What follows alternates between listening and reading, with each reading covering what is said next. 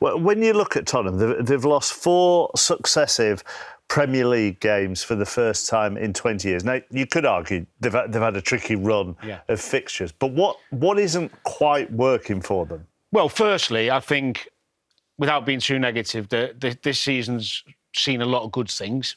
Front foot football, high energy, high press, lots of creativity. But at times, in recent weeks, against good opposition, they keep making the same mistakes. And some of their decision-making, when they play out from the back, when they have possession, is beyond ridiculous. Most managers give the players some freedom to make decisions in the game. These are senior players, international footballers. They're not robot. And this has happened for the last 3 or 4 weeks, where they've conceded goal after goal against high-quality opposition.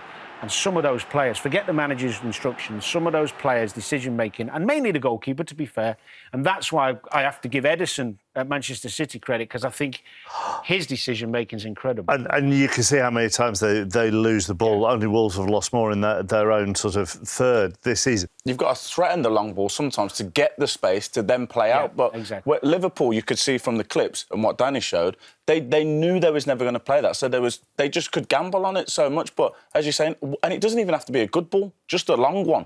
Just a long ball, which would have just made Liverpool, Virgil van Dijk would have been saying, well, get back in here a little bit tighter because we need to cover ourselves. And some Tottenham fans might say, look, we haven't got a striker who can hold it up. Son's not that player.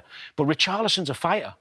He hasn't played the last couple of games. Son's better on the left. Yeah. Generally, every time we were watching it, saying when he went to the left and Richarlison come on, all of a sudden the ball's sticking a bit more.